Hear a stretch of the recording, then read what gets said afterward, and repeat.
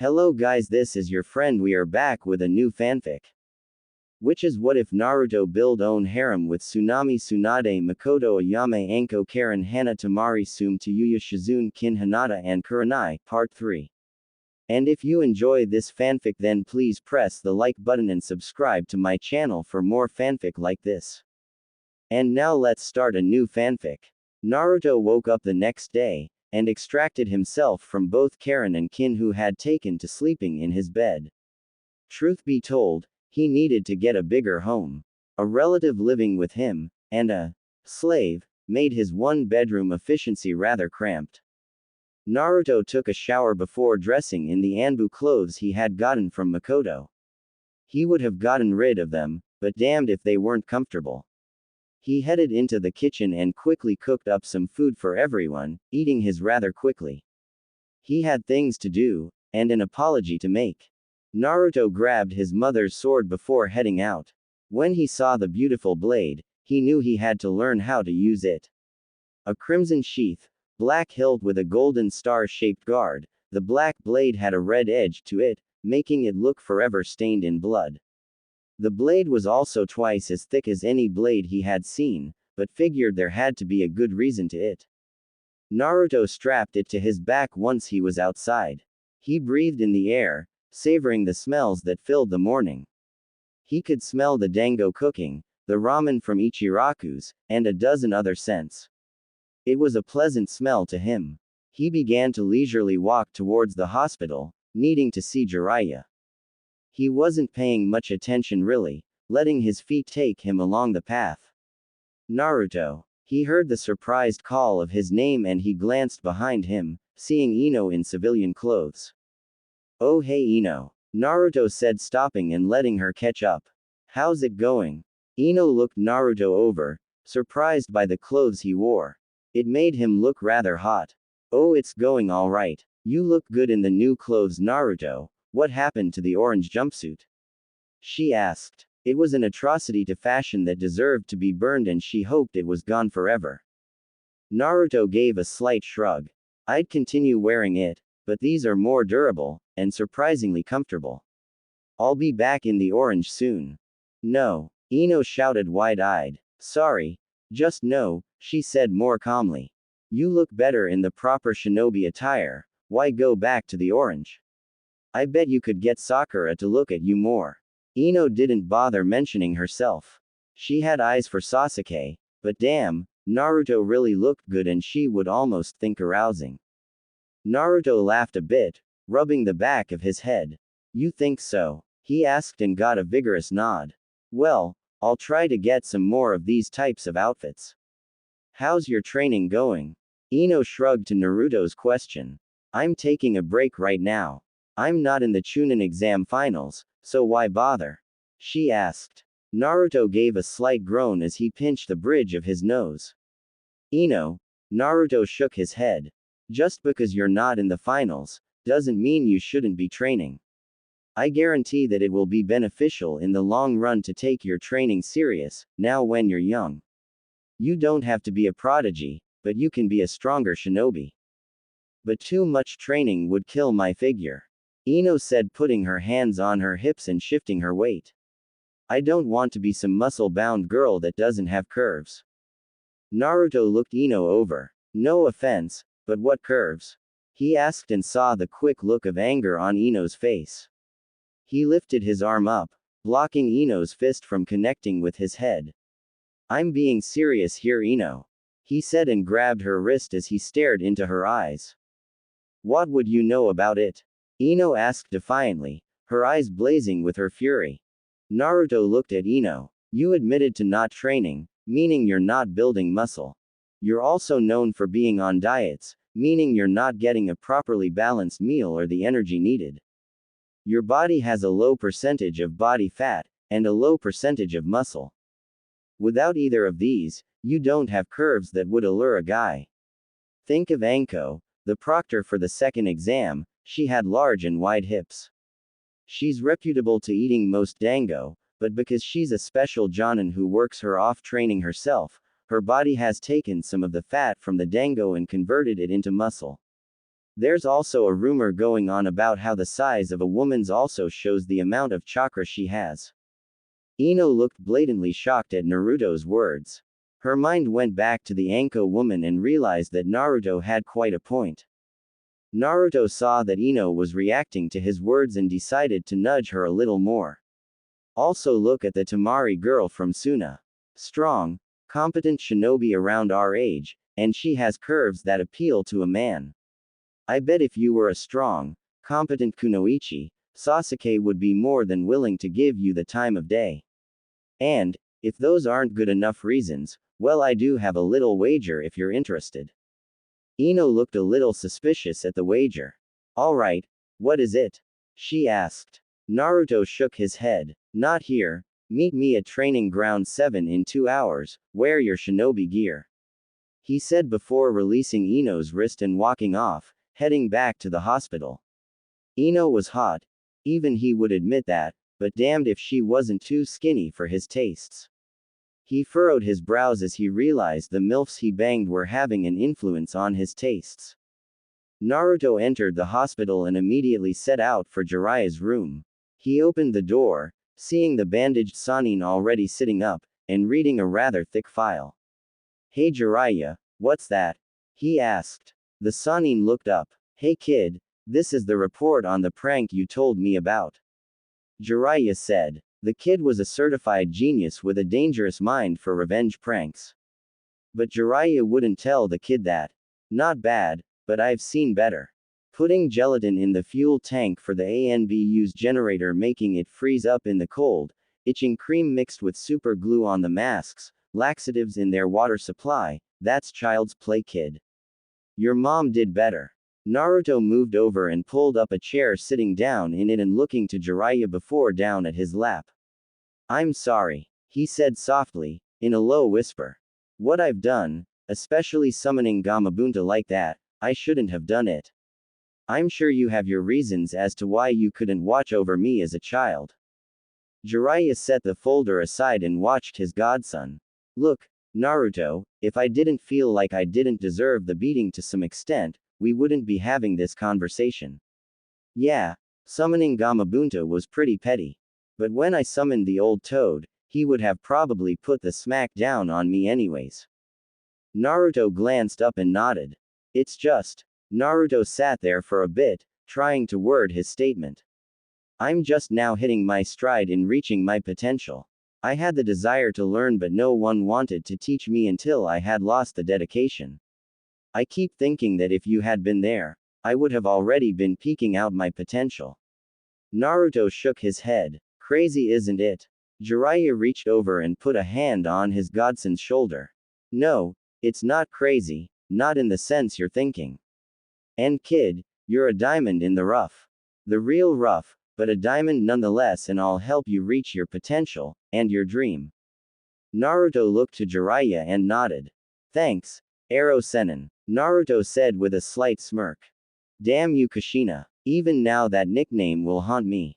Jiraiya said, shaking his fist towards the ceiling. Naruto shook his head at his godfather's antics. Look, I came up with some strategy for the exams, and I'm hoping you could help me with it a bit. Naruto said, getting Jiraiya's attention. Naruto then began to lay out all of his ideas that he brainstormed with the Inuzuka women, watching his godfather's facial expressions. Jiraiya rubbed his chin. 2 things, against the Uchiha, try not to turn it into a battle of attrition. Get in, beat the hell out of him, and get out. Jiraiya said, against the Aburame, you're better off using fire. Getting in close is dangerous. He'll put his bugs on you and you'll start having your chakra eaten from your body as he's leaping away to dodge your attacks. Hand me my pack, he said. Naruto grabbed the surprisingly heavy pack and handed it to the Sannin. But I don't know anything that has to work with fire except for explosive tags, and no offense, but I'm not going to throw an exploding tag at Shino. Jiraiya nodded as he pulled out a scroll and opened it up. He unsealed some thin paper and handed a piece to Naruto. Channel your chakra into it, he said. Naruto held it in his hands, looking it over. With a shrug, he did as he asked, watching as the paper began to split into little squares that quickly got soaked. What the hell? He asked. Jiraiya looked just as surprised. A dual affinity, he said, rubbing his chin. Everyone has an elemental affinity that their chakra wants to sway towards. In fact, training in 2 of these affinities is a requirement for being a Jonin. Special cases are obviously made from time to time, but not often. Your paper cutting itself up means you have an affinity towards wind, and the paper getting soaked also means you have an affinity for water. Which will make learning fire-style jutsu a pain in your. Jiraiya said, shaking his head. Naruto looked to Jiraiya and nodded. So what are your affinities? He asked. Fire and earth. Jiraiya said. Both of my elements beat yours. So, fire, wind, earth, and water. Naruto asked. And lightning. Jiraiya said. Your old man had lightning and wind affinities. He said before he grabbed a second scroll and unsealed a large book. Here, start with this if you plan to use seals in the finals. It was a beginning book on sealing. I'll be out in a week, I want to see progress made, got it? Jiraiya asked. Naruto gave a nod. You got it, Arrow Sennin. He said and headed out the window before Jiraiya could retort. Damn you, Gaki. Jiraiya shouted after the blonde. Naruto laughed as he landed on the rooftops nearby and began to hop towards his team's training ground. He soon had to take to the trees and quickly hopped on through. Landing in the clearing, he glanced around before he summoned about 100 shadow clones. He felt a little out of breath when he was done, but that wouldn't matter. He then began to divide them up into groups. He double-checked the game book for maybe scrolls on the Mangekyo techniques, or the techniques the Rinnegan might give him. He felt relieved when he received 2 scrolls, and so he had a group of 15 go work on the Mangekyo techniques. They would find a private and secluded training field. He sent a group of 30 to work on the Rinnegan techniques. 10 went to practice the snake style, and another 5 went to practice the Hiroshin. He really hoped that it would work. He then split the remaining 40 clones in half, sending 20 to the other side of the training ground to start on the sealing book that Jiraiya had loaned him. The other 20 he had start working on getting used to his mother's sword. He personally leaned against a tree, resting after having created so many clones. He could usually create about 50 or so before he got winded, doubling that he felt the draw on his reserves and wanted a quick break to let them rest up. He supposed because of his ninjutsu skill being so high, it allowed him to create more clones. His hand twitched as he felt 8 clones suddenly dispel, being burned to death by an uncontrolled Amaterasu. This was going to take some time. After about 2 hours, and sending over 100 more replacement clones out to those learning the dojutsu he had, one of his clones came over to him. Hey boss, Ino is here. The clone said. Naruto opened his eyes and stood up. Alright, head over to some place where you won't get in the way. Naruto said before he headed over to a dumbstruck Ino that was staring at all the clones. Impressed? Naruto asked. Ino jumped and turned to look at him. Yeah, I mean, you've come a long way.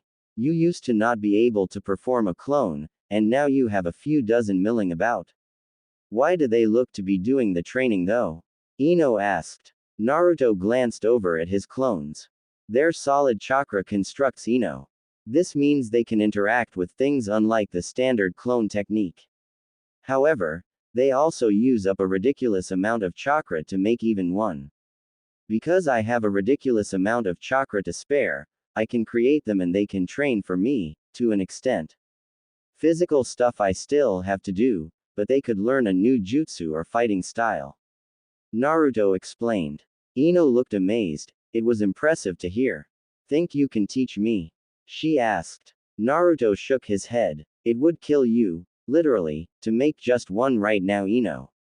Besides, Ji-san made me promise not to teach anyone the move. Wait, Ji-san, I thought you were an orphan. Ino said, crossing her arms. Naruto shrugged. He's more like a surrogate grandfather. Besides, I hate calling him the Sandaime Hokage. Ino's eyes widened. Wait, The Hokage lets you call him Ji-san? She asked surprised.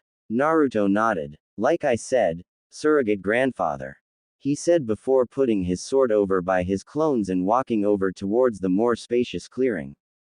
I'm sure you're dying to know about this wager. Naruto said, cracking his knuckles and then his neck before doing some basic stretches. Ino nodded. This better not be anything perverted, Naruto, or I swear I will hurt you. Ino said. Naruto held his hands up. No, nothing of the sorts. He said. I'll just be helping you realize what I was saying was true.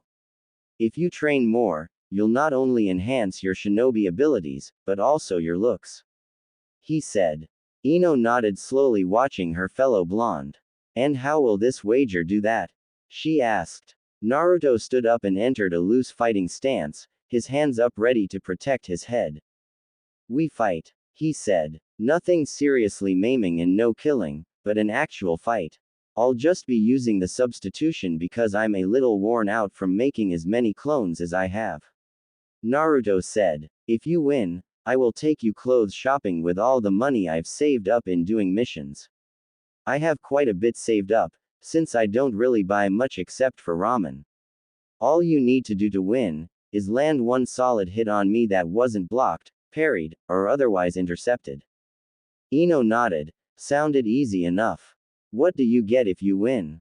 How do you win? She asked. For the next 2 months, you go on a strict training schedule of my design, including a new diet that will complement it. As for how I win, I just have to completely tire you out until you collapse. Naruto said.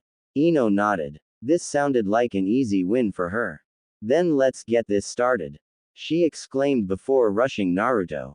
Taijutsu really wasn't her forte, but she doubted the blonde would let her get off her family's technique. Naruto ducked under a wide right hand, blocked the left going for his center, leaned back from Ino's second right hand, and twisted to the side to avoid her kick to his legs. It was all very much basic academy stuff, but she made it work. Naruto then stepped in, blocking Ino's left hook towards his face with his right arm and slammed his left fist into her stomach, knocking the wind out of her. Naruto then followed up with a strong kick to her upper thigh, and an open palm thrust to her sternum, forcing her back. Ino panted, trying to regain her breath from Naruto's initial punch. Damn, she had expected an easy win, but Naruto was proving to be a tougher competitor than she had thought. Even worse, he didn't even look winded. She flipped through the hand signs for the basic clone and leapt back, 3 forming and moving around with her, trying to confuse the blonde into which was the real and which wasn't. With her clones, Ino drew 2 kunai and threw them at the blonde.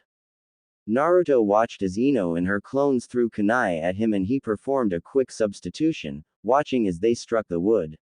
He leapt behind Ino, and swept out her feet from under her, before rolling away as he realized he swept out a clone. Naruto stood up on his hands, and using the increase of acrobatics, he lashed his foot out, connecting with Ino's upper arm. She tried to go for a kick to his arms, but he rolled backwards, away from her. The fight continued similar to this for the next 20 minutes. Naruto blocked, dodged, or used the substitution every time Ino came close to hitting him. She was finally laying on her back, panting and sweating in exhaustion. Naruto wasn't any worse for wear. He was breathing a little heavier, but nothing too bad that he couldn't keep going. You give up? Naruto asked. Ino looked up at the blonde that was standing and just flopped her head back down. Yeah, she panted out. Naruto headed over to her and held his hand out to her. He helped her to her feet. Breath in through your nose, out through your mouth and do that slowly for a few moments. Naruto said. It took a bit for Ino to get her breathing under control. What now? She asked, sounding winded now instead of exhausted. Now we go eat. Ramen will do, it's cheap and quick. He said before he picked up his sword and the beginning book from his clones. They were already done with the book, and he would have to get the next one from Jiraiya. Ino wanted to say something about being on a diet, but her stomach was too cramped at the moment. The thought of food, any food, was making her almost ravenous after the intense workout. She followed the blonde back into the market area of the village, and followed him into the little ramen shop. Hey, Tsukiji-san, 2 bowls of pork, 2 bowls of chicken, 2 bowls of shrimp, 2 bowls of miso, a vegetable, and a spicy please. Naruto called out. Tsuki walked out and saw Naruto. All right Naruto, I'll get them started right away. How about you little lady? What can I get for you? Ino looked to Naruto briefly. 2 bowls of vegetable, she said. Tsuki walked into the back and started cooking the ramen for the two. Naruto turned to look at Ino for a bit. What are you trying to build? He asked suddenly. Hips and thighs, or? He asked wanting an idea of what to ask Mikoto to help build Ino's training regimen. Ino looked surprised for a moment. Hips and thighs, she said after a little while. She already had Sakura beat in the chest area. Naruto nodded before closing his eyes and just savoring the aroma of the ramen cooking. When Tsuki brought it out, he snapped open the chopsticks and said "Itakitamasu" before starting in on the ramen. He watched as Ino ate with a refined dignity, but still seemed like she was starving. Naruto was also surprised when after she was done with 2 bowls, she ordered another 2 and managed to plow through them both before being full. Naruto was gracious enough to pay for them, letting her go back to her house.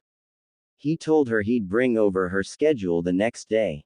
Naruto watched her go away before glancing down at the closed wound on his side from where she got him with a kunai. With the black undershirt, the blood didn't show up and she didn't know she managed to cut him with a kunai.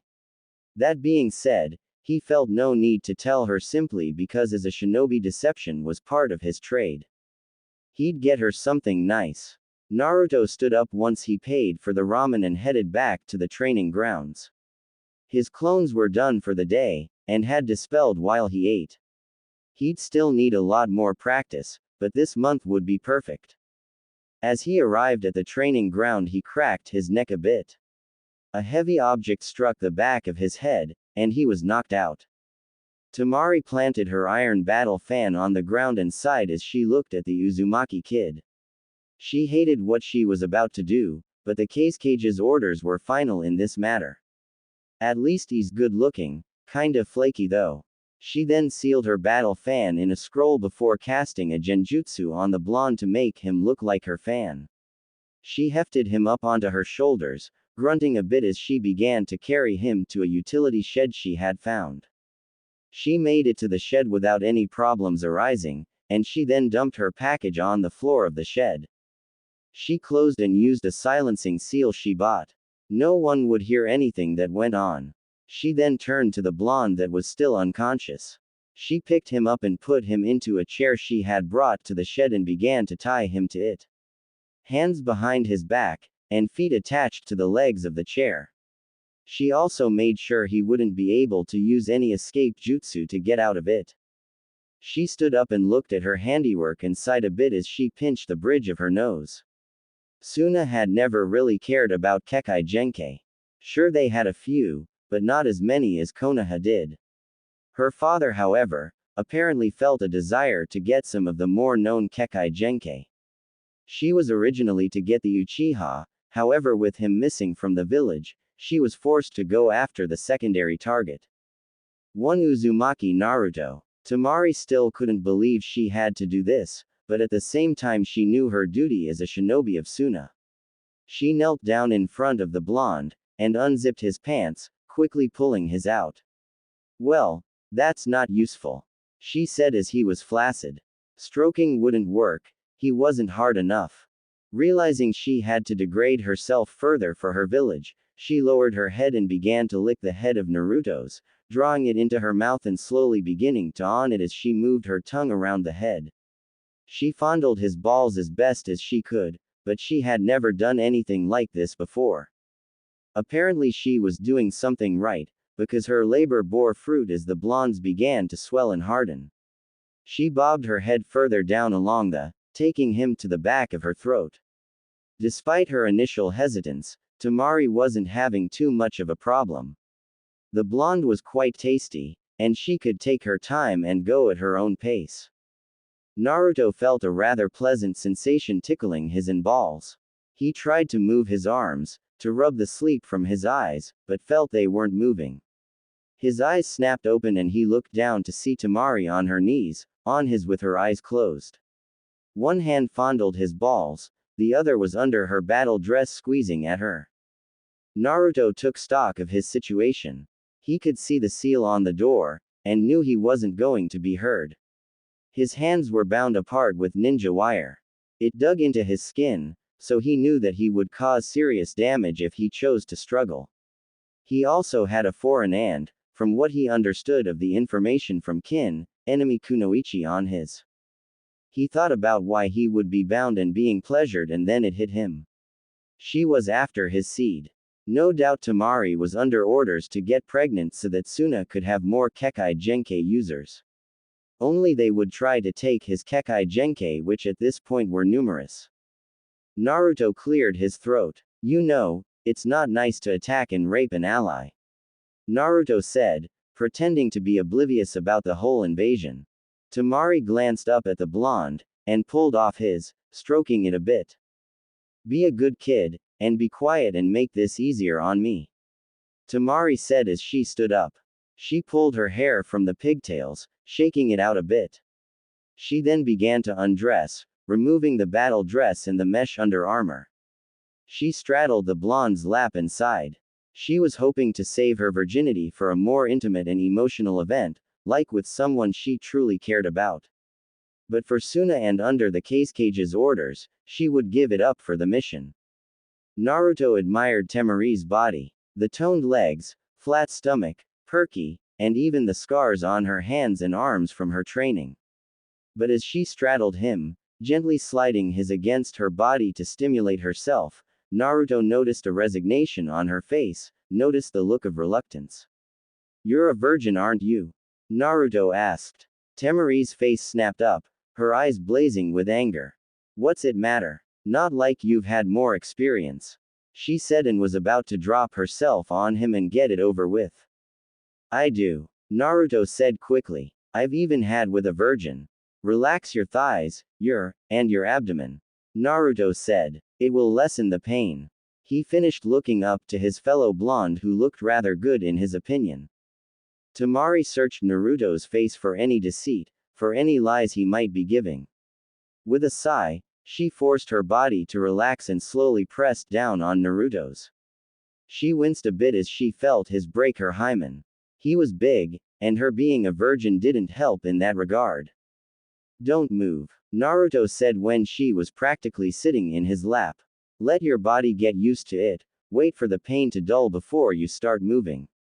He had no idea if it would help or not, but he figured it couldn't hurt to give her some advice that sounded reasonable. Temari nodded and waited until the pain passed. She then rose up, hissing in pleasure and a bit of dull pain. She lowered herself again, her breathing coming out just a touch faster. She began to move up and down on the blonde, running her hands through his hair. Subconsciously, she noted it was surprisingly soft. She did not want to enjoy this, she knew she was practically raping the blonde for her village. She did not want her body to enjoy this and hoped to get it over with soon. Naruto felt Temari's hands slide through his hair and glanced up at her. Leaning in as best as he could, Naruto kissed the top of her, watching as she glanced down to him. She was tight around his, and for the life of him he couldn't help but enjoy the way her thighs felt straddling his legs.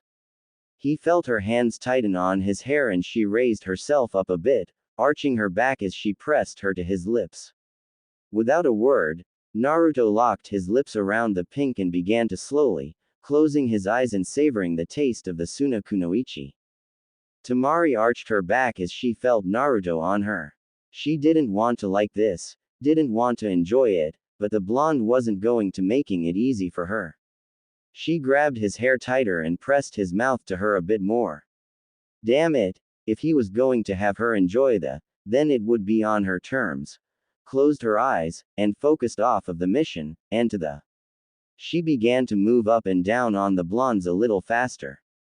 Harder, she told the blonde, gripping his hair tighter. Naruto winced slightly as he felt her grip his hair tighter. It wasn't exactly a pleasant feeling, or one he was used to often. But, to keep his hair in his head, he began to harder on her, applying pressure with his teeth. He could feel her virgin body tightening around his shaft, and knew she was getting closer to her own orgasm. He closed his eyes to stop focusing on the pleasure of her inner muscles occasionally twitching around his length. Temari lolled her head back, riding the blonde a little harder. Her breath was coming in short gasps as she took Naruto deep into her body. She briefly wondered if she could convince the blonde to forsake Konoha and return with her to Suna. She could see the blonde as her little boy toy, pleasuring her between the missions. Perhaps once Suna and Oto crushed Konoha, she could get him in his time of grief. Temari bit her lower lip before letting out a soft moan as she felt him lick around her. She was close to her orgasm. Naruto rolled his eyes up to watch Temari. He could see that she was close, but was using her training as a shinobi to hold herself back. He really hoped that during the invasion he didn't have to kill her. After all, that would be a lot of potential wasted, something he hoped wouldn't happen. He felt her hands tighter, and her nails dig into his scalp a little bit and winced at the pain. Her cry of pleasure, and the feel of her body tightening up like a velvet vice, however, went a long way to making him feel better. Temari panted a little bit as she had her first orgasm from actual masturbation certainly had nothing on it. She looked down to the blonde a bit, noticing a lack of his own orgasm. She grit her teeth a bit in anger as she began to ride him more vigorously. Naruto was making this a pain in her when she just wanted to get it over with. Was it too much to ask for his cooperation? Naruto felt her riding him with a bit more vigor and anger. He didn't think he was that bad, but she must be pretty upset by the fact she had to do this.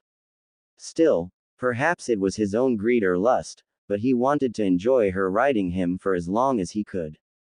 He mentally smirked as she moaned out, just a little more and a little louder. Temari moaned a bit more as she rode the blonde harder. My more. She told him, gripping his hair tighter as she rode him hard enough that the chair squeaked from the pressure. The blonde was going to give her what she needed to complete her mission, and if she had to also make him pleasure her in the process, so be it. Naruto gave another wince before staring up at her, glaring a bit as he put pressure down on her, enough to get her to yelp, in pain. She glared at him, but he returned it. He wasn't going to let her get away with hurting him and not give some pain in return. Temari removed her hands from the blonde's hair and put them on his shoulders, pushing her into his face a bit more as she moved faster, only taking half his into her. She was getting a little desperate for the blonde to release. She wasn't so bad that he wasn't pleased by it, was she? Despite his hard-fought will, Naruto was still a guy being ridden by a hot girl. He felt the impending orgasm building his balls, and felt the sensation travel up his, making way for his orgasm. Still, he wouldn't have Temari walk away without a second orgasm to prove that he was still good at. He began to faster on her, pulling with his teeth but not using them for pain purposes. Temari began to breathe faster, feeling the blonde at her much more vigorously. She felt the coil of her orgasm tightening up, like an overworked spring that was ready to snap at any second. Kami, she couldn't pinpoint why she was already feeling like she needed to have an orgasm. As she felt Naruto blow his load inside her, filling her wet up with his hot seed, she cried out in her second orgasm, her eyes rolling back into her head a bit from the sheer power of the second orgasm. Naruto felt her slump forward, and stop her hips and felt her chest rise and fall against his face as her breathing was quite labored. He didn't say anything though, not wanting to make her get off yet. Slowly, however, she removed herself from his lap, standing on clearly shaky legs. He saw her wince and noticed a familiar pattern of side effects like what happened with Karin. Temari got dressed, and pulled her hair back into the 4 ponytails, a little messier than what they had been but nothing she couldn't pull off as being from training. She went around behind the blonde, letting Naruto think she was going to untie him. She should kill him, slit his throat and let him bleed to death all over himself so she wasn't caught. But she couldn't bring herself to do that to him. Nonetheless, she needed a head start over Naruto. She unsealed her iron battle fan and bashed him in the back of the head once again, his entire body tensing before going limp. She checked him to make sure he was unconscious. "Sorry, kid," she said as she cut his arms and legs loose, this way he could get up when she was gone. She then turned and headed out of the room, needing to find a place to wash the cum off her legs, and the blood off of herself. The last thing she needed was for Gaara to smell the blood. Naruto awoke some time later, groaning as he moved his arms and rubbed the back of his head. The events came back to him and he shook his head. "Son of a bitch," he said slowly standing up. He never had a concussion for very long, but it certainly felt like he had one from being bashed by a big iron fan. Taking stock of his surroundings, Naruto noticed he was still in the same utility shed, but was this time free. He put himself away and patted himself down, still feeling his ninja equipment. He sat back down in the chair, rubbing his temples and trying to will the pain away. Part of him wanted to report Temari, but at the same time he didn't want to see her get punished for doing her duty. If she had been ordered by her village's leader to screw him, then he didn't want her to get stuck between a rock and a hard place. "Damn my bleeding heart," he said as he pulled his game book out. Flipping it open to the level up page, Naruto glanced down and blinked a few times, trying to get the fuzziness to go away. "Congratulations. You had with Subaku no Temari. Plus 1100 points plus 10 wind elemental manipulation. Congratulations. You received the silver, an enemy kunoichi, medal.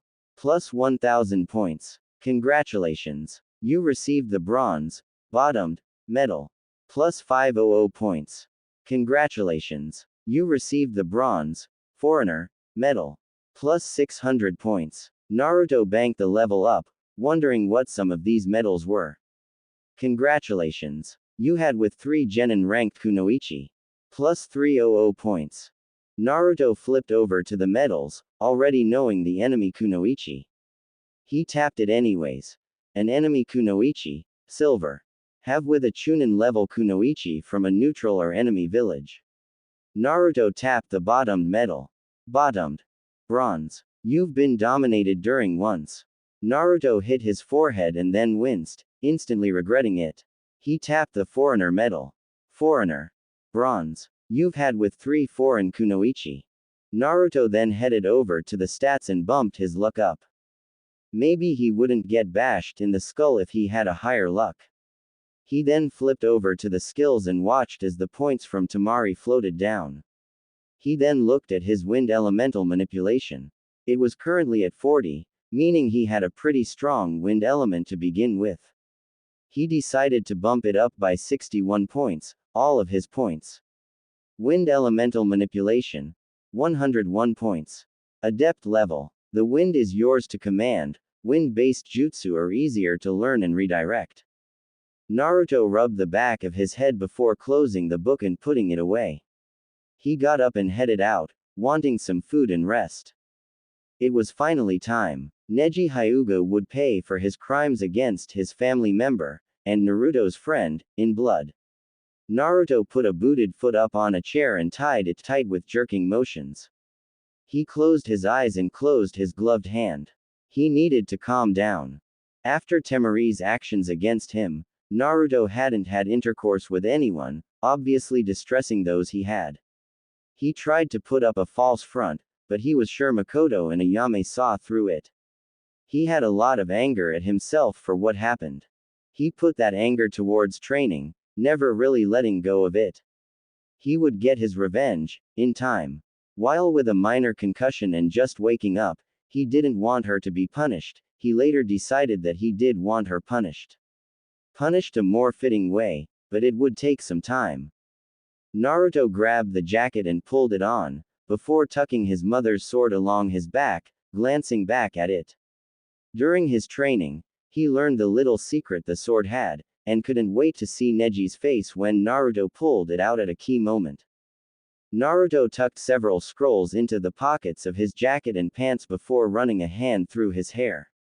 He heard a knock at his door and headed over to open it, showing Sasuke wearing a different outfit. This one was black, and with a high collar. Naruto mentally shrugged at it. "I'm ready to go," he said as he walked out of his apartment and locked his door. Sasuke watched Naruto for a bit. His mother would have never lived it down had he been late to the Chunin exams, and so he had decided to get back from his training with Kakashi late last night. He had been so exhausted that he had woke much later than he usually had. Usually he was up at 6 to start training for the day. Today he woke up at 10, giving him 2 hours to get ready for the exams. "Is that Itachi's old Anbu outfit?" Sasuke questioned. He could swear he saw it before. Naruto looked down at it. "Yeah, your mom gave it to me. Said she was going to give it to you, but you weren't there and she remembered that I was wearing that orange jumpsuit," Naruto said before looking up to Sasuke. Sasuke looked Naruto over in the outfit. "It looks good on you, Dobi, more professional," he said. They took to the rooftops, jumping across leisurely towards the stadium.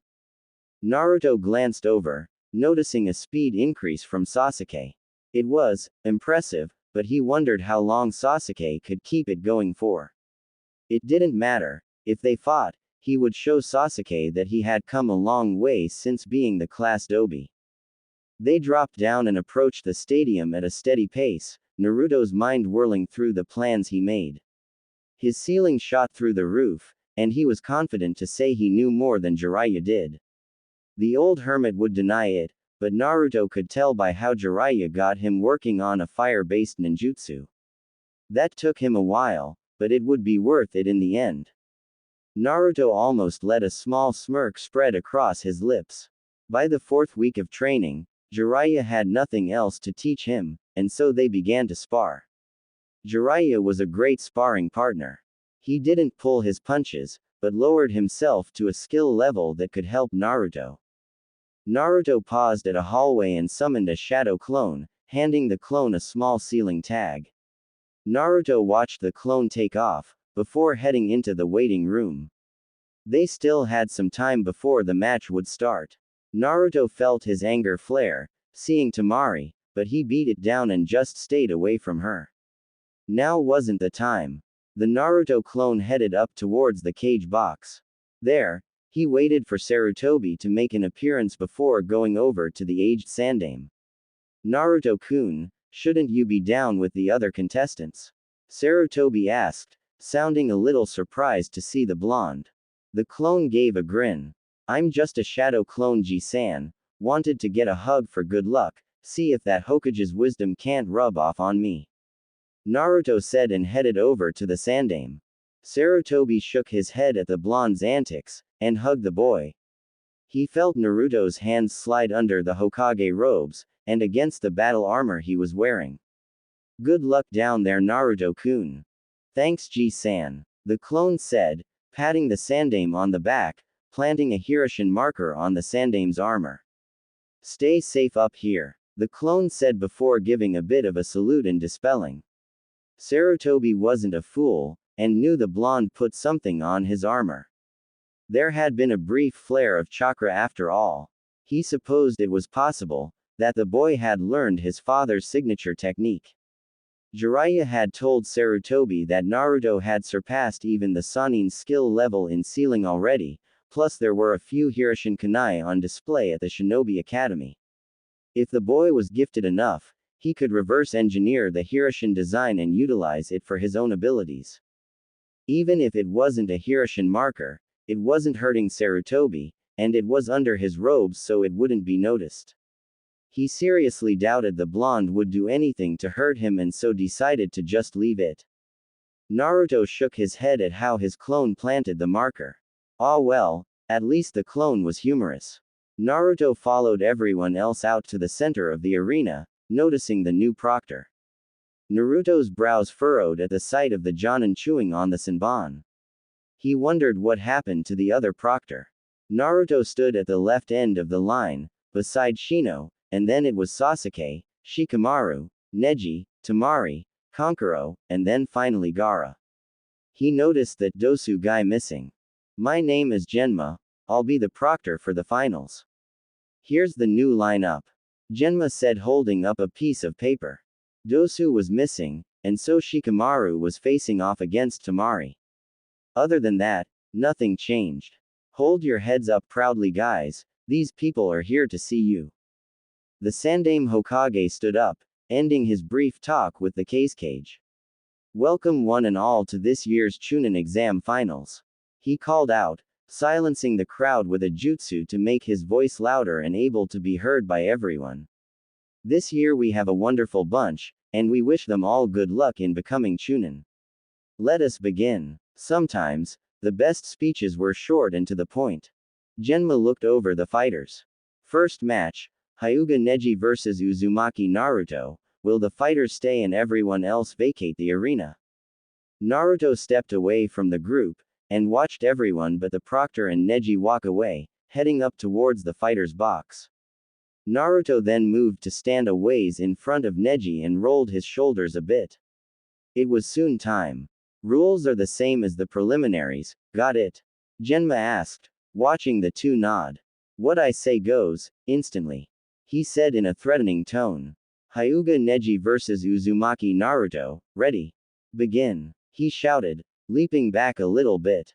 Neji's Byakugan flared to life, the bulges around the eyes acting almost as an intimidation factor. You should give up, Uzumaki-san, it is not your fate to win here today. He said. Naruto reached behind his back with his left hand and drew his mother's sword, the low ringing tone of the metal scraping against the sheath and ominous tone. Naruto put his right hand to the blade, and yanked it down, feeling the cut through the leather of the gloves he wore as his head began to bleed. Tightening his right hand into a fist, he held it out at Neji.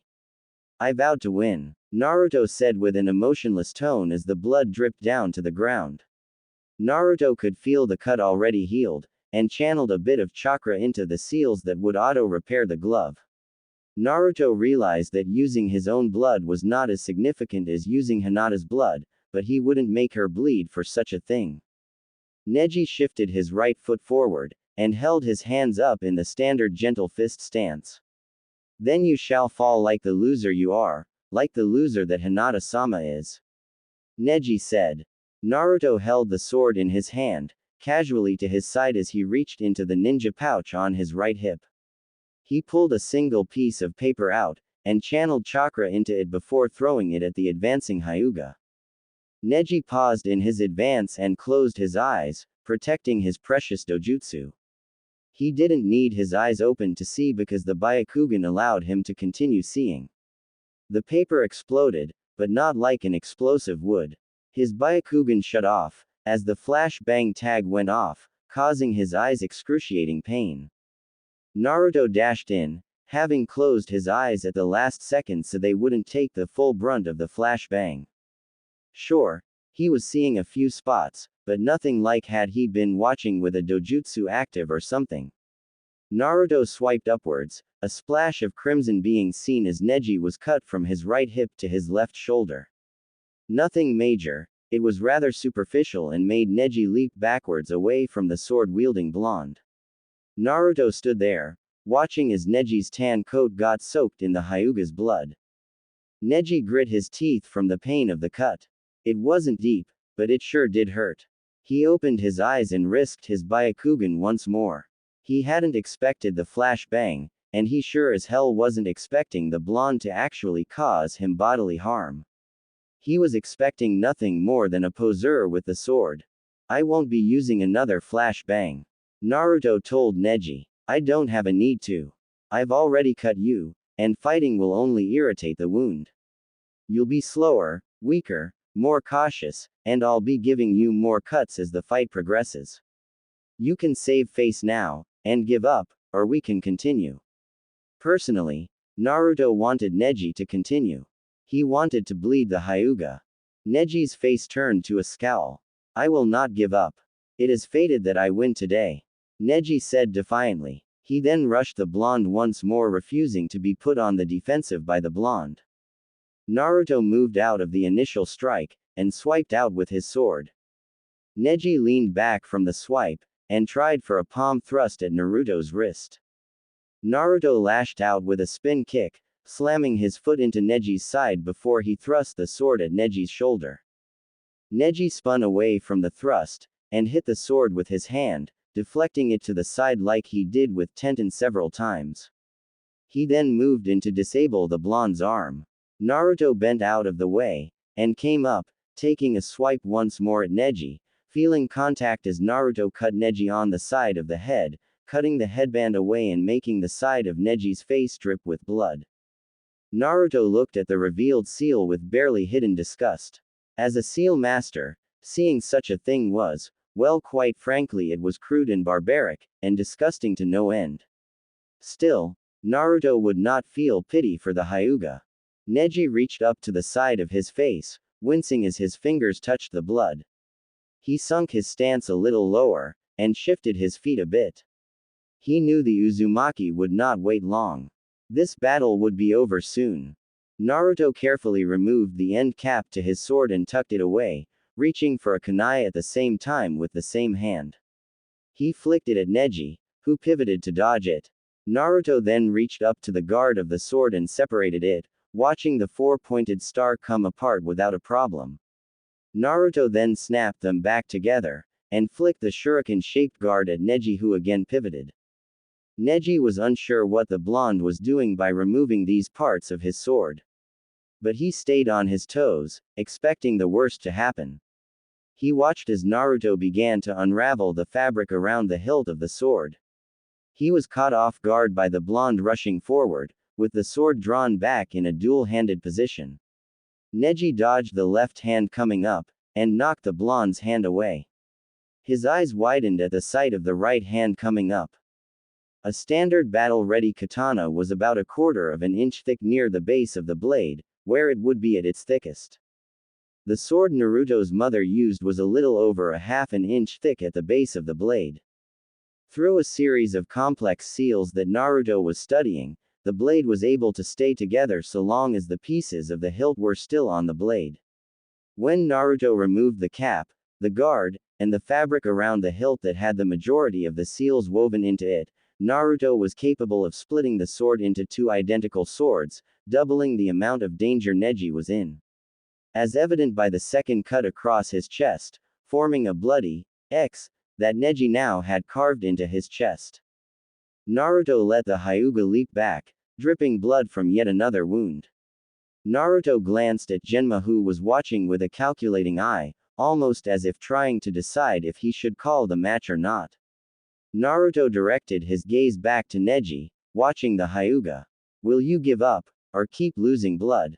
Naruto asked. Neji snarled. "Why do you try so hard, Uzumaki-san?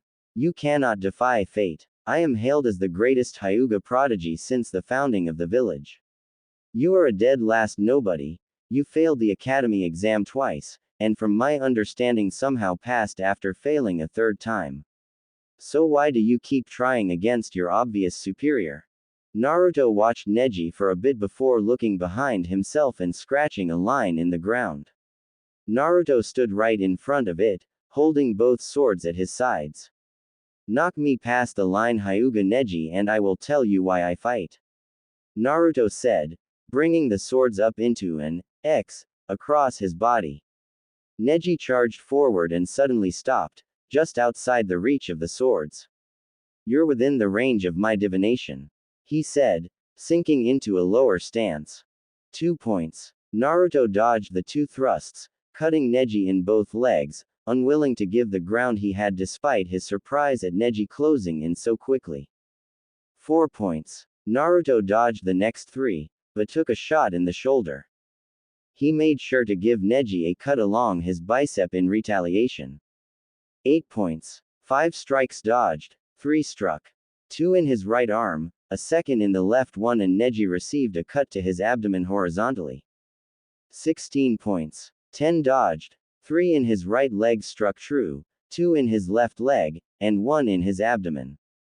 Neji received a cut along both arms, going from thumb up to elbow. 32 points. 15 dodged, 6 to his abdomen struck true, 3 in each shoulder, 5 in his left leg, making it almost give out. Neji received 2 vertical cuts down, from shoulder to hip. Naruto's back foot was beyond the line. 8 trigram 64.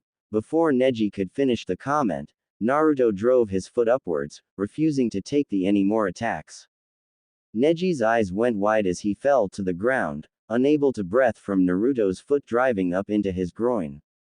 It was a dirty, cheap tactic, and the glare he tried to give through the tears of pain wanted to convey that sentiment. Naruto spun on his heel and connected his other foot with Neji's head, using his heel so he didn't make the Hyuga's head explode. He watched Neji fly off, collapsing from the loss of blood and the pain of his wounds. Naruto panted some as he watched Neji. Winner. Uzumaki Naruto. Genma shouted loudly. Naruto put both his swords up and retrieved the objects to hold them as one. Sheathing his sword, he walked over to Neji on the medic stretched and he stared down at the Hyuga, placing Neji's headband on his chest. I fight so others can achieve their dreams. I fight for others. Lee who wishes to be a splendid shinobi without ninjutsu or genjutsu, Hinata who wants to become the Hyuga clan head so that she can remove that disgusting seal from your forehead. I fight to give them that chance, and so they know that they have someone that believes in them. I fight because fate has no hold over those that choose to throw off its shackles, just as Lee and Hinata have done, Naruto said before turning and heading over to the fighter's box, limping a bit as he did so. It started off as a low whisper, but as Naruto got to the entrance to the stairwell, he heard it and smiled. Cheers of his name, applause, the people screaming out for the great match he gave them. It was nice, different, and it sounded great. Naruto headed up to the fighter's booth and looked at Sasuke. See you in the next round. He told him before moving to sit down and rest. He was in a lot of pain, despite only really being poked by Neji. Naruto closed his eyes and breathed, listening to the crowd as Sasuke no doubt put up an impressive fight. However, when he heard what sounded like 1,000 screaming birds, his eyes opened and he stood up, just in time to watch as Sasuke drove a lightning-covered fist through an orb of sand. Sasuke smirked as he held his hand in the orb, showing that he too was able to penetrate Gaara's defense. The Chidori was an impressive technique, and though he had hoped to not have to use it, Gaara's defense had finally called for it. Is that it? Gaara asked, the sand moving him out of the orb and away from Sasuke. In another universe, the Uchiha might have been late, causing Gaara to listen to the voices in his head and become distracted. He might have had to kill fools with disgusting blood that only riled the voices up, and Uzumaki Naruto might not have shed so much blood and satisfying Gaara's own bloodlust for a time. With all these things not happening, Gaara was able to make his defense stronger and even move himself towards the back of the orb, allowing him to move out of it and away from Sasuke's attack. If that is the extent of your power, Uchiha, then allow me. Gaara said, holding his hand up, palm out and his thumb downwards, his fingers curled. Sand burial. He then began to slowly close his hand, making the sand squeeze down on the Uchiha's arm. Bones could be heard popping, as the Uchiha screamed out in pain. Blood began to soak the sand, and Genma moved to step in. Chidori. Sasuke yelled out, shooting the lightning technique to try and loosen the sand. He drew his hand back and fell back, up to his elbow, a blood-broken mess. Gaara looked upset by the Uchiha escaping and moved his sand after the fallen boy. Sand began to crawl up his legs, with Sasuke moving to try and get away from it. But he was exhausted, hitting his current limit on the Chidori. Soon Sasuke was backed into a wall of the sand and it encased him. Sasuke had heard about what it did to Lee. Hell, Kiba had said what Gaara had done to the AIM ninja. He swallowed his pride. Proctor, I forfeit. Sasuke shouted, not so obsessed with his own power that he thought he could continue to take on Gaara. Winner. Sabaku no Gaara. Genma shouted, moving to intervene, moving faster when he saw Gaara still applying pressure to Sasuke. Just as Genma started to move, and the Uchiha cried out in pain, a black chain of energy lashed down on the cocoon that surrounded Sasuke. The sand fell apart, like it was nothing as Naruto landed beside the fallen Sasuke, glaring over at Gaara. In either of Naruto's hands were black chains of chakra, much different from the golden ones he used during the preliminaries. Save it, Gaara, Naruto said, watching as his fellow Jinchuriki no doubt was pissed at being denied his kill. Gaara glared at the blonde, but turned and began to walk away.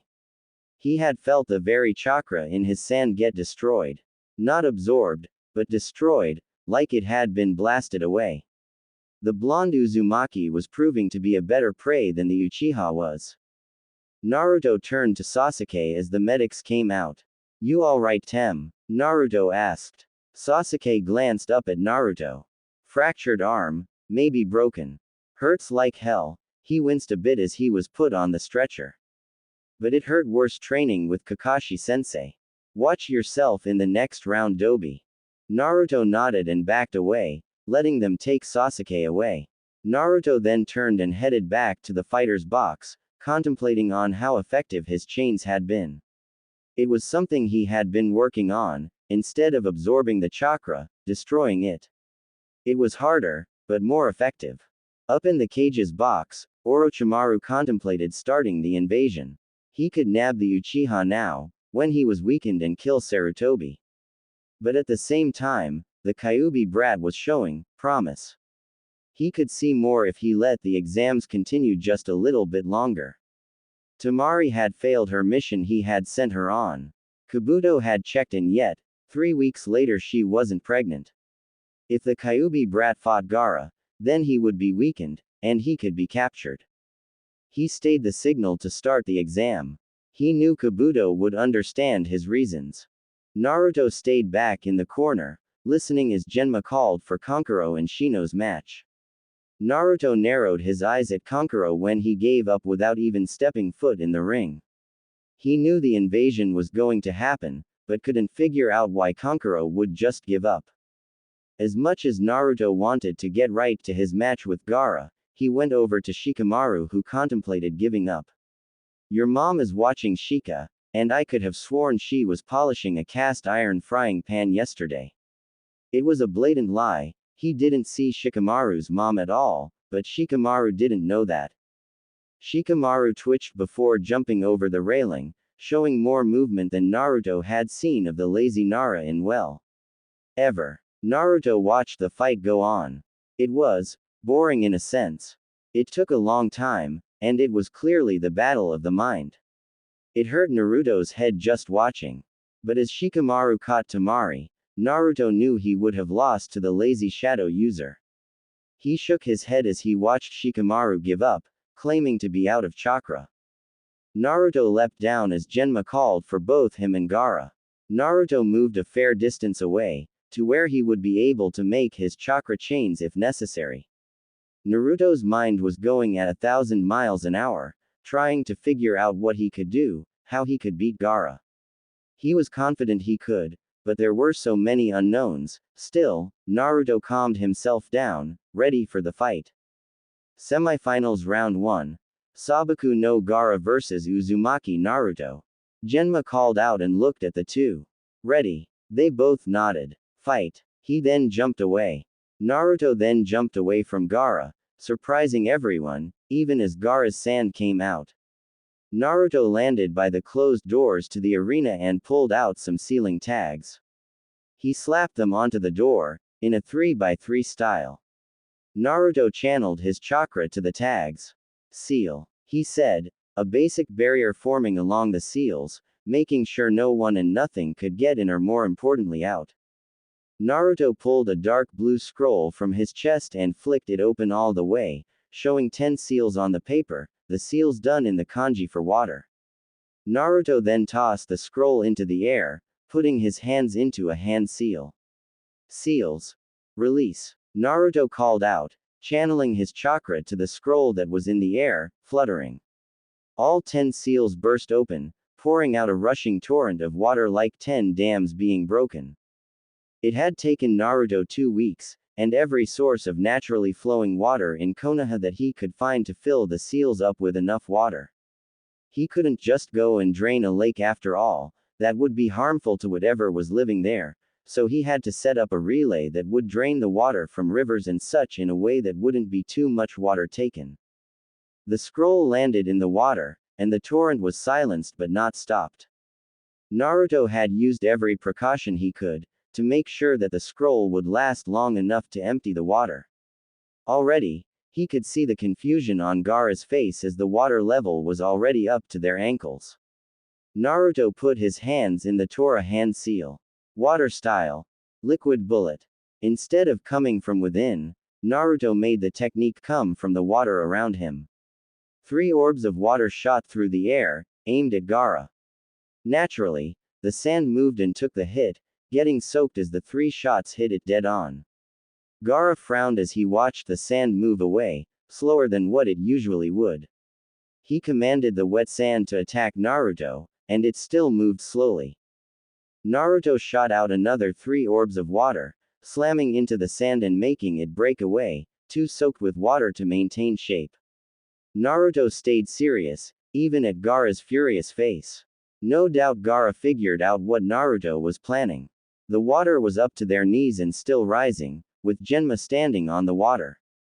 Gaara hardened his sand, knowing it wouldn't last long in the water. He shot it down and under his feet, before making it rise up, water running off of his sand, taking a lot with him. Still, he had plenty to float on. He commanded the soaked sand up out of the water, and this time made it disperse into particles. He then had to exert his control with his hands, to keep the particles in the air while the water flowed away. Naruto stared up at Gaara, watching his fellow Jinchuriki return his sand. Still, with the water at waist deep, Naruto had the turf advantage. Gaara however had the high ground. Naruto would win this, slowly if he had to. Naruto only knew 2 other water techniques though. The hidden mist jutsu wasn't going to help in this match, even if he could use the lack of visibility to his advantage. The second one was purely defensive, and wouldn't work in the situation. Gaara was much in the same boat as Naruto. He wasn't sure how to proceed. Even if he made his sand the densest it had ever been before using it on the Uzumaki, the waist-deep water would allow the blonde to struggle and fight, freeing his legs and waist long enough to get underwater and get free from the rest of the sand. But the Uzumaki couldn't throw off water jutsu at Gaara. He'd just disperse the sand again into the particles, and bring it back when it had no water in it. Naruto stared up at Gaara debating as the water kept rising. On one hand, he could just use his chakra chains and destroy the sand cloud that Gaara was standing on, but he doubted the boy knew how to swim and the water wasn't stopping anytime soon. Naruto glanced around at the murky water before pulling another scroll from his pocket. He made sure all of his scrolls were waterproof the night before. He unsealed a breather and tucked it into his mouth. He then went under the water, the seals in the breather allowing for the oxygen in the water to move into his mouth. On one hand, Gaara couldn't see him, on the other he couldn't see Gaara. Still, Naruto swam around and soon poked his head up out of the water. Water style. Liquid bullet. 3 orbs shot straight up, aimed for the cloud Gaara was standing on. Gaara's shield moved and guarded it, getting soaked in the process. Hyoten. Crystal ice mirrors. He called out and instead of forming a dome, or using the water around him, Naruto concentrated the ice on the soaked sand which began to crystallize, before breaking off and falling into the water, floating a bit. Naruto then quickly dove under the water, Gaara shooting some sand shuriken at him. Gaara tried to draw the sand out of the ice, but it wasn't responding to his call. He tried lifting the entire thing with his chakra in the sand, but it didn't respond to his call. His sand reacted to another 3 shots of water, before the soaked fell, once more frozen. Orochimaru watched as Gaara was systematically taken down. First the unstable Jinchuriki lost the turf advantage, now he was losing his sand. He sent the signal to Kabuto to start the invasion. Naruto paused as a smoke screen enveloped the cage's box, and a genjutsu began to fall around them.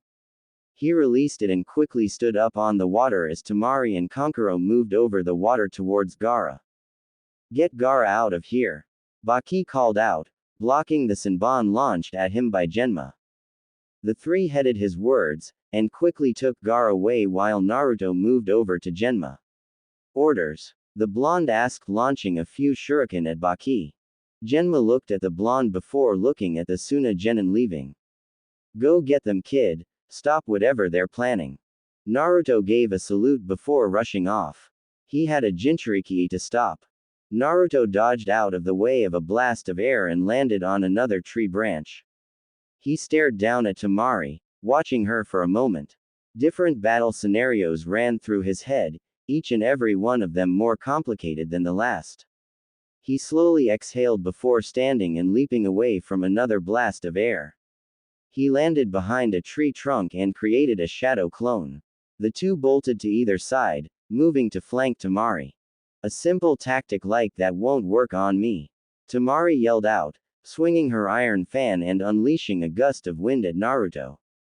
The body slammed into a tree and disappeared in a puff of smoke, just as Temari's body was drawn taut against the tree she was standing against, golden chains siphoning off the chakra from within her body. She stared helplessly as Naruto landed in front of her. Naruto stared at the blonde kunoichi and debated internally of killing her. He could, and he could get away with it too, but it wouldn't sit well with him. He could rape her, break her mind and body using his shadow clones and the Tsukiyomi, but that wouldn't sit well with him either. Naruto sighed and shook his head. I will get you back for what you did to me, Temari, but not today. I have to attend to a Jinchuriki close to rampaging. Naruto moved to jump away. Wait, Temari cried out loudly, struggling against the chains but finding it useless. Please, please don't kill my little brother, she said. Naruto paused, staring over at Temari.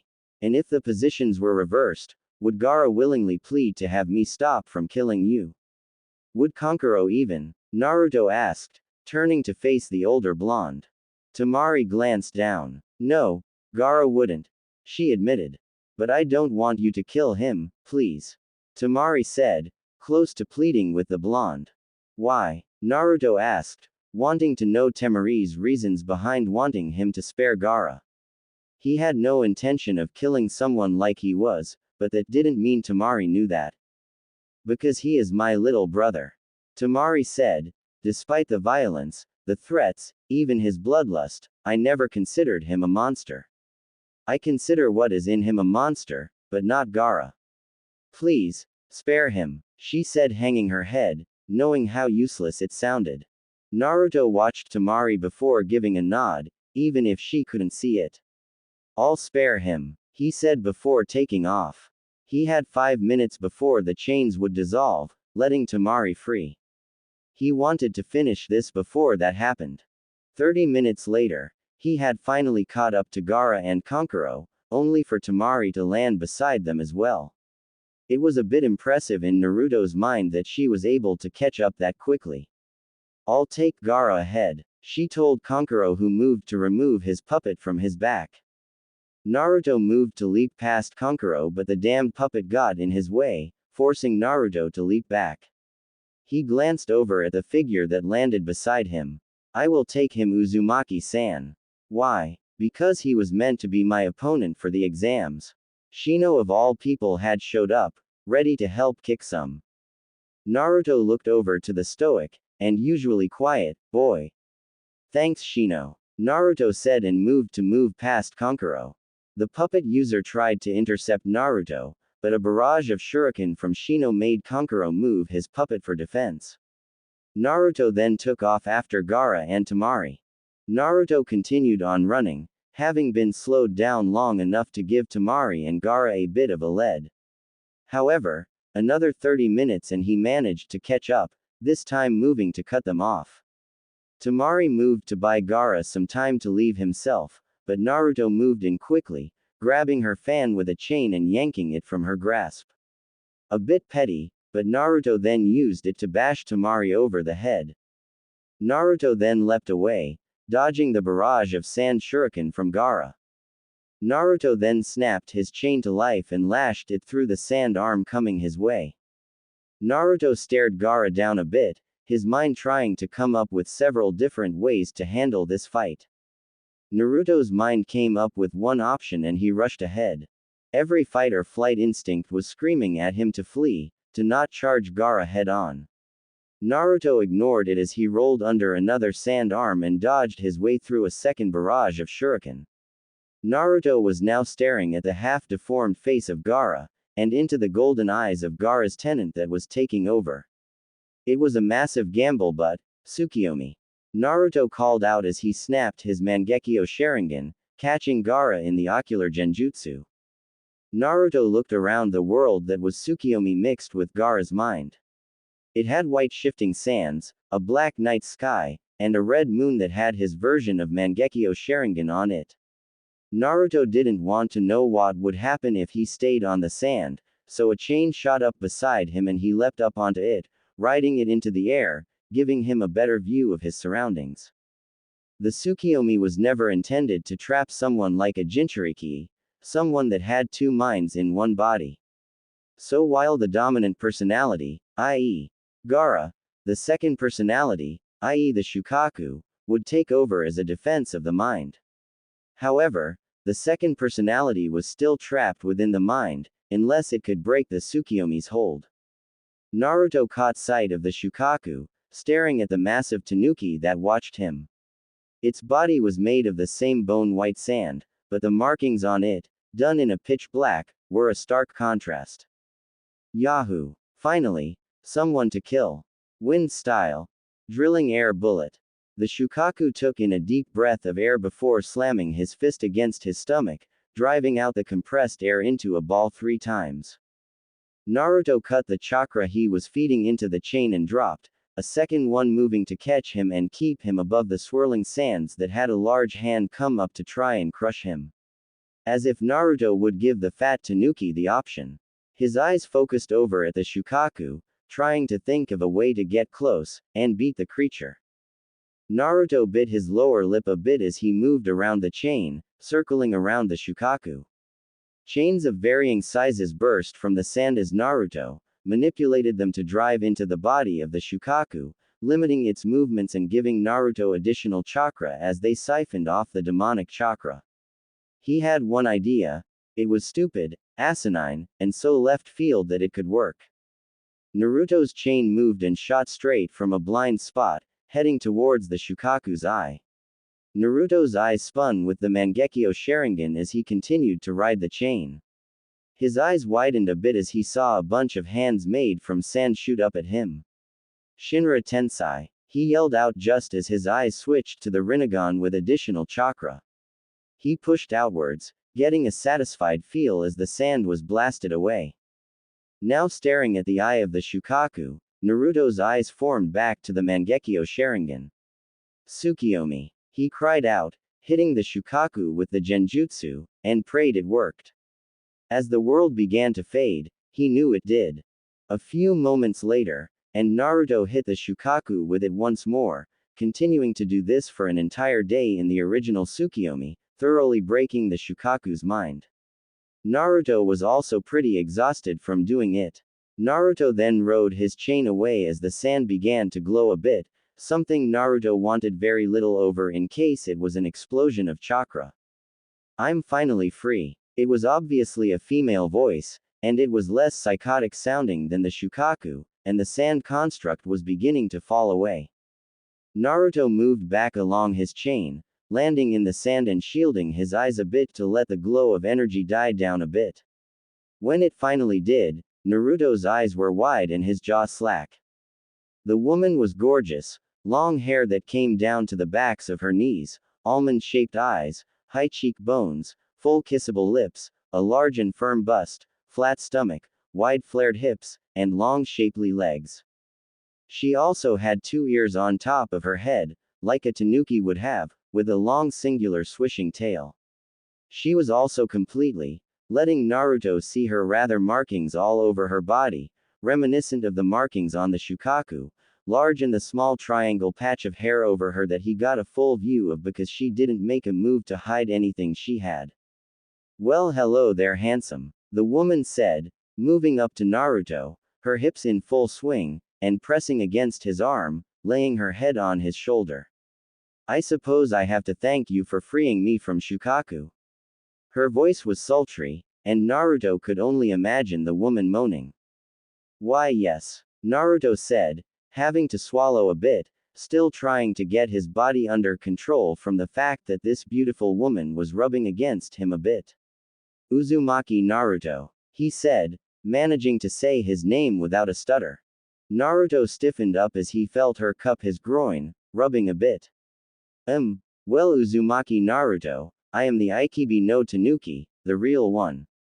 When Shukaku first sealed me inside him, I had no idea he would subjugate my soul like he did. Being a priest, he was able to catch me off guard shortly before he died. Aikibi moved her mouth to Naruto's ear. Get me out of Gaara, and I'll really thank you, she said before biting his earlobe and squeezing his groin quite pleasurably. Naruto shivered a bit at what she did before releasing the Tsukiyomi Genjutsu. He formed two clones, one grabbing Gaara now that they could, the other grabbing Temari and taking them away. Naruto couldn't forget that there was a war going on. Naruto closed his eyes, feeling out for the Hirshin marker. In a yellow flash, he vanished. Naruto arrived and watched as a monkey summon vanished in a puff of smoke. Orochimaru stood over Sarutobi, cursing him. Ji-san. No. Naruto rushed over, with Orochimaru moving away. Naruto slid to his knees, scraping up the knees of the Anbu pants as he slid along the rooftop for a moment. Ji-san, no, Naruto said, shaking Sarutobi a bit, feeling tears well up in his eyes. He couldn't believe that Sarutobi was dead. His mind wouldn't allow it. The blood from his mouth, the bleeding hole, and the bloody sword all shattered that. Kukukuku, if it isn't Uzumaki Naruto.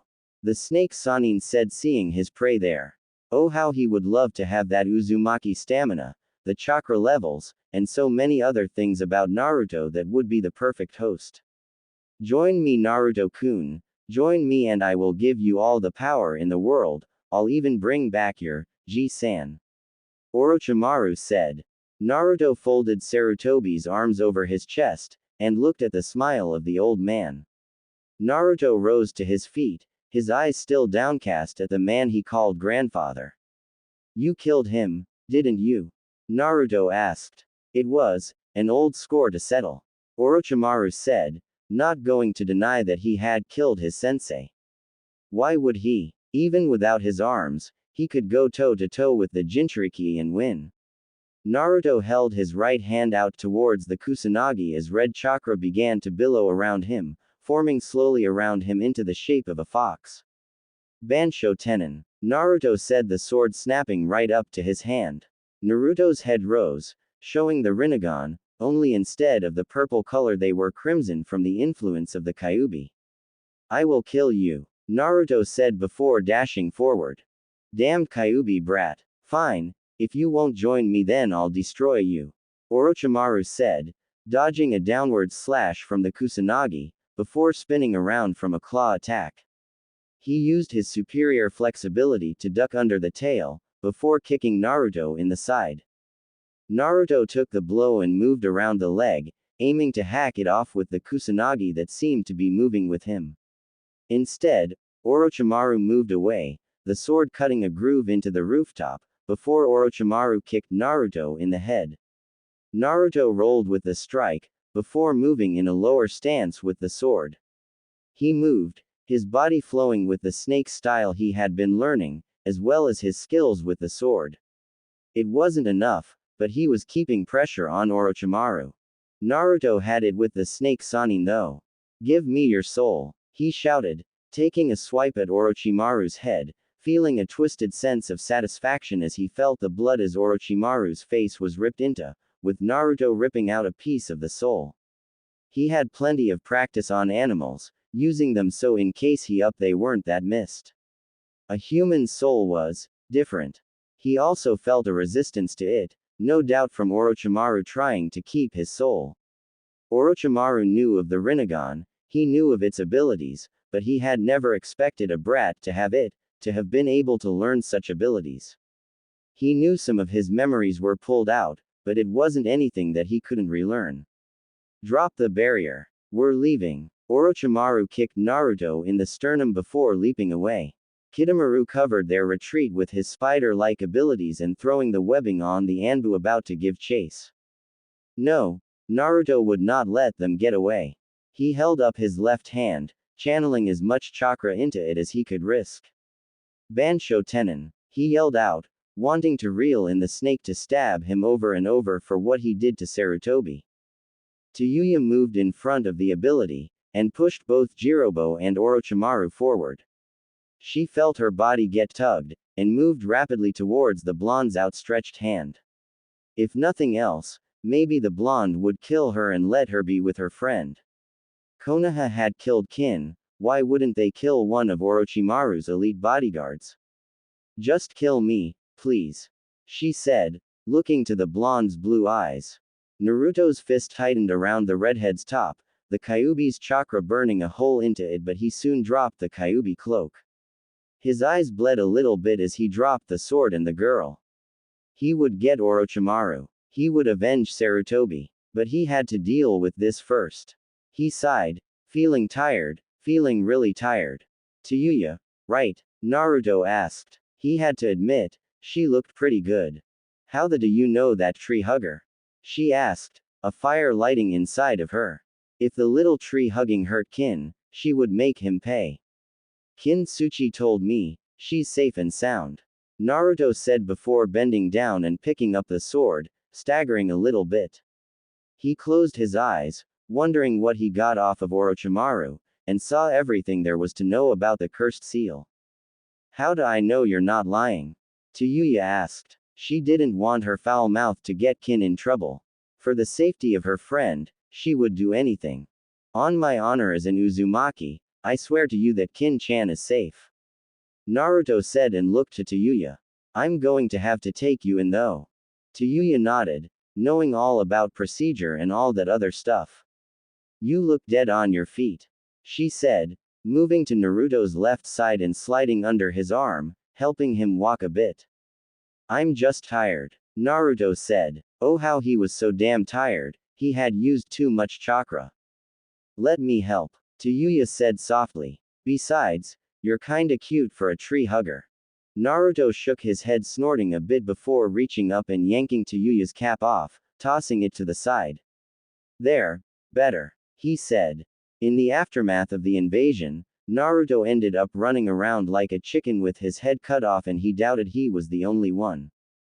The very next day, Naruto tended to Gaara's seal and unsealed Ikibi, who collapsed into his arms. Naruto then placed another seal on Gaara that took a substantial amount of chakra, locked it in the seal, converted it to demon chakra, and used another seal to rapidly regenerate to about the amount of one tael's worth of demon chakra. It was a highly experimental seal, and it ended up working for the purpose. Naruto snuck Ikibi out, before going back to check on Gaara. They then had a long conversation as to why Naruto was so powerful, with Naruto explaining that it was those precious to him giving him strength. Next thing was dealing with Temari. He had beaten her, and captured her, making her a POW. Thus, he claimed her as a slave. He showed a bit of mercy though, promising to let her go after 6 months and hopefully then they could get off on a better footing. When that little fact came up when Baki and Jiraiya tried to hash out a new treaty, obviously Baki was understandably upset, but there wasn't much he could do about it. Tsume had sought asylum, and wanted to live with Naruto. In return, she told Jiraiya everything she knew about Orochimaru, Oto, and how everything was set up, leaving nothing out from the Sannin. Jiraiya had given it to her, despite her rather disrespectful nature in speaking. Gaara had gotten a good glimpse of Naruto's Sharingan, and the Anbu saw Naruto's Rinnegan. When they were questioned, both sides mentioned this. Naruto was asked how he had gotten them, but he managed to squirm his way out of it with half-truths, vague answers, not once identifying how he got the dojutsu, but claiming if he told them then he would lose the ability to use said method to obtain other Kekkei Genkai. He assured the concerned parties that he wasn't stealing them, rather unlocking them, and making some believe that the Kyuubi was involved. They were wrong, but Naruto didn't see fit to tell them otherwise.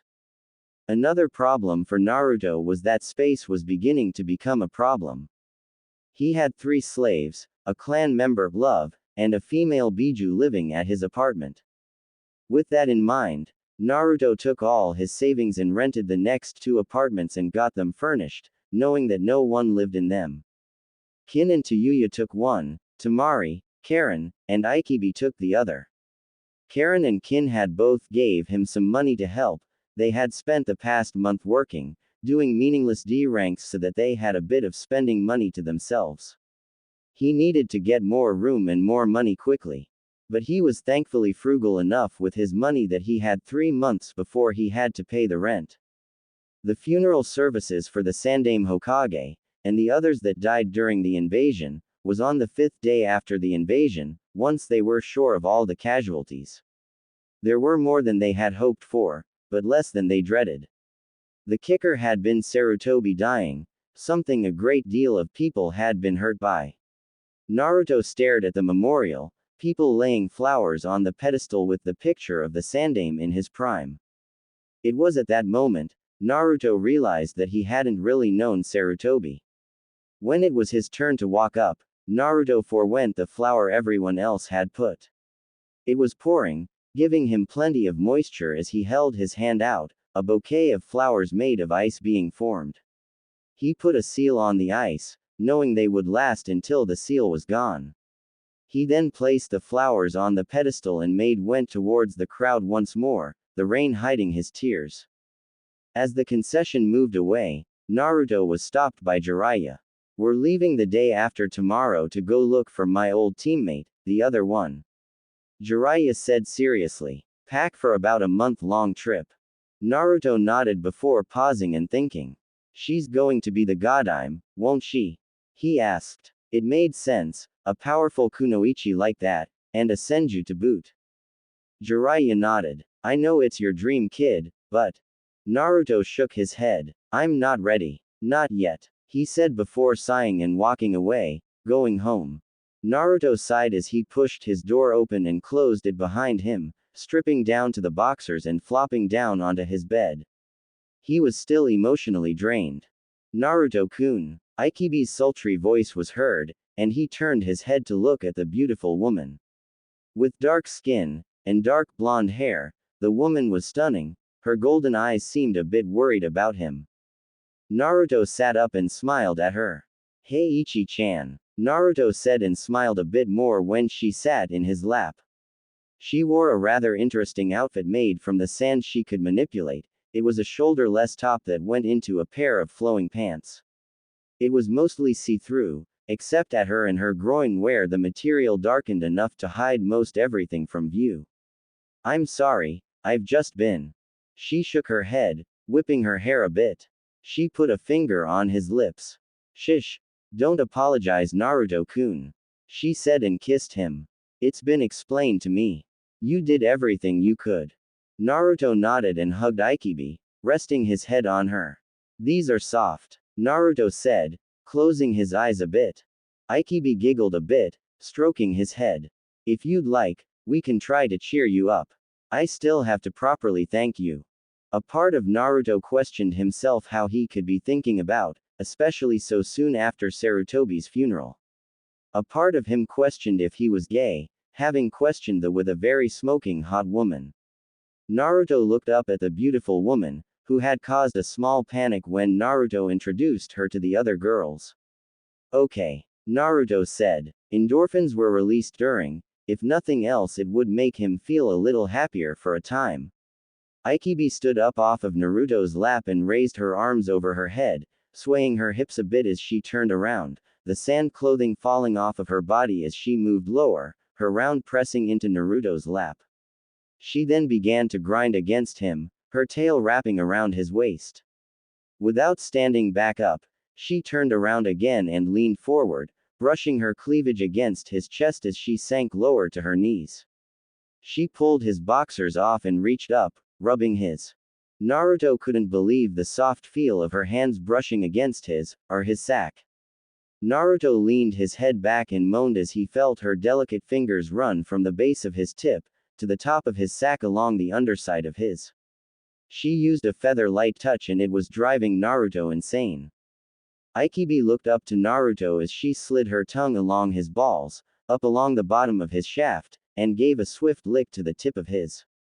Looking up at the blonde, she rubbed his against her cheek a bit, nuzzling it. "I'm so thirsty, Naruto-kun, you'll give me something to drink, won't you?"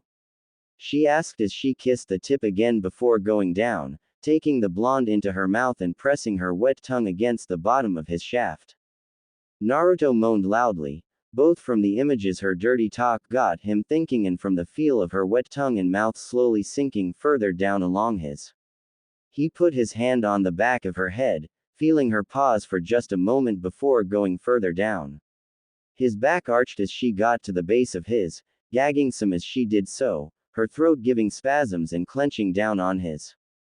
Ayame rolled her eyes up to the blonde, still all the way down. She pulled off, pulling him out of her throat and past her gag reflex. She didn't keep her lips locked around his, letting a lot of excess spit run down his shaft. She began to bob her head on and off, not bothered by her own gagging, except for every once in a while she would have to pull off completely to take a break. Naruto stood up during one of Ayame's breaks and grabbed her hair tighter. "Open wide," he told her. He watched as she opened her mouth wide before he started to thrust vigorously into her mouth, making her go wide-eyed as she gagged a little louder and clenched his thighs. Naruto felt his balls tighten up, his orgasm close. Ayame closed her eyes, feeling the impending orgasm. One hand left Naruto's thighs and slid between her own, furiously working her over. She tried to keep up, using tongue, teeth, and lips to further orally please the blonde, but his pace was just a little out of her reach. She felt him pull out to the tip, just as the hot cum shot out and into her mouth, getting her to moan from the salty taste as she on his tip, trying to get more from the blonde. Naruto pulled out of Ayame's mouth and helped her stand up, just before he bent her over his bed. He moved behind her, grabbing her hips and rubbing his swollen tip against her soaked. "Someone's horny," Naruto commented briefly. "I am, please, give it to me, give all to me, Naruto-kun," Ayame said, rubbing her hips back to grind her against his tip. It was a submissive gesture, but she wanted to be submissive. She wanted to get her tight pounded by Naruto, to be shown her place. Naruto grabbed her hips tighter and pushed inwards, groaning as he felt her tight already clamp down on his. She was wet, but she was also so tight, like when he Karin. Only the arching of her back and the low moan of pleasure from Ayame told him that she was not a virgin like Karin had been. Ayame pushed back against Naruto, digging her hands into the blankets and beginning to moan louder as his pace began to pick up. "That's it, me. Will you two shut up over there?" Kin banged against the wall, shouting a bit and getting Naruto to chuckle. "Don't worry, Kin-chan, you'll get your pounding tomorrow," Naruto called over to her in an almost promising way. However, he didn't need everyone to hear him banging the Ayame, so with that in mind, he reached over to the wall and drew a silencing seal with his chakra, using just his chakra to do so. It distracted him a little bit, but when he was done, he doubled his efforts. Ayame had been a little put off by his distracted state, even if he kept moving his hips, but the second he doubled his efforts, her body just couldn't take it. "I'm coming," she screamed out, her back arching as she screamed in pleasure, her clamping down on Naruto's and spilling her juices all over it. The feel of Naruto's own release that filled her with cum just made her orgasm all that longer, and the feel of his teeth in her shoulder, marking her place, made her feel even better. Naruto pulled out of the Ayame and watched her for a moment, momentarily surprised as she rolled over onto her back, showing her flexibility by holding both her legs up in the air straight up, spreading her lips open. Ayame knew what she was doing, and she wasn't done with the blonde, not by a long shot. "Please, Naruto-kun, my soaked more, stretch me out so only your may ever fit," Ayame said, licking her lips, gently pushing one finger into her body. Naruto moved over, and positioned her legs to hang over his shoulder as he pushed back into Aikibi's wet. Even after even after all the cum spilled by her and in her, she was tight. But this time Naruto could play a little bit more. He reached up with his right hand and squeezed her as he started in at a fast pace, his fingers playing with her dark. Aikibi whimpered and writhed as she felt the blonde pounding her wet. Every thrust bumped against her cervix and it seemed the blonde was trying to really punish her body like she had asked him to. The feeling of his fingers tweaking her, or digging into the swell of her was really driving her crazy. She shivered as she felt him trace one of the blue markings over her. Naruto was entranced by the way her impressive bust would rise and fall at a rapid pace. Her heavy labored breathing made it quite easy for him to be distracted by her bountiful chest. Naruto shook his head a little bit and grabbed her legs, squeezing them a bit as he started to her harder, pulling her body against him a bit, his getting squeezed as her inner muscles gave a few spasms as he thrust deep into her and bumped a place that was driving her wild. Aikibi reached up with her hands, sliding them along her sides and noticing the blonde following her hands up the swell of her hips, up her ribs into her. She began to squeeze them, moaning louder as she pinched at her. The blonde focused on her as she raised one up and licked around making eye contact with the blonde to make it more erotic. She knew what he was thinking about when she licked her. Naruto felt his balls tighten and he grit his teeth as he tried to ride his orgasm out. But watching the Aikibi lick at her, even on it briefly, was driving him wild, more so than her lewd and dirty talking. Finally it got to be too much, and he pushed in deep into her body, raising her hips up off the bed with the force of his thrust. He gave a few groans of pleasure as he filled her with his cum, feeling the hot fluid spill around his shaft and out of her, her own orgasm being triggered by his. Aikibi panted as she came down from her own orgasm. She could still feel her inner muscles spasm from the pleasure. She stretched her legs out and then lowered them on either side of the blonde, now putting him between her legs. More. Give me more, Naruto-kun. She panted out, wrapping her arms around his neck and pulling him down for a kiss as she began to roll her hips forward to get more. Naruto panted a little bit, but he grabbed Aikibi's hips as they kissed. He could still taste a bit of himself on her lips, but like in the past that didn't bother him too much. He began to roll his hips to thrust into her still tight body. This was going to be his limit. 4 was usually how much he could get away with without his balls hurting from the taxing of the orgasm. Aikibi moaned louder, feeling the blonde her harder. Yes, that's it, sweet Kami Naruto-kun, my wet horny. She told the blonde, breaking the kiss as she did so. Kami, she was so insatiable for the blonde and the feeling of her and stretching her to only fit his. She reached up and pushed his head to her. Naruto was no stranger to having his head pressed into the of a woman, by a woman. He knew what the Aikibi wanted, but he felt a little bit of a need to remind her that he was in charge. So, he bit down on her, making her moan out louder as he continued to pound her. He could feel her body spasm, her delicious squeezing his at random intervals. The insatiable Biju was quite a lewd woman. He briefly wondered if all of them would be like this, but for now he focused back on Aikibi tugging on her with his teeth. Horny and fill me up with all the cum you can. Aikibi said lewdly, raking her nails down across Naruto's back. It had been far too long since the last time she had gotten a good like this. She couldn't even remember the last time she had, and she would savor this and milk it for everything she could. She could feel the coil of her orgasm tightening up for a third time, and she loved it.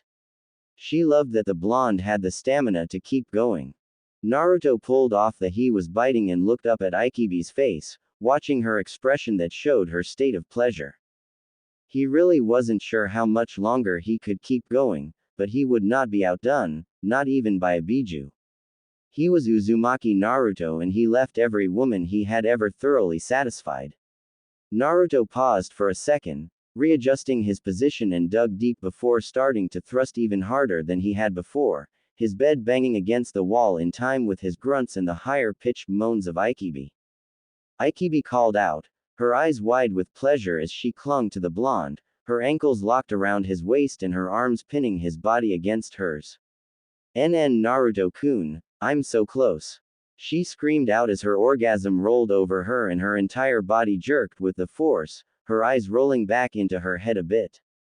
Naruto gave his own moan of loud pleasure, his back arching as he thrust as deep into Ayame as he could and released his load, filling her once more with the hot cum as he felt her nails dig into his back. His own hands dug into the flesh of her hips and thighs as he began to pant a little bit. He pulled out and stood up a little unsteadily.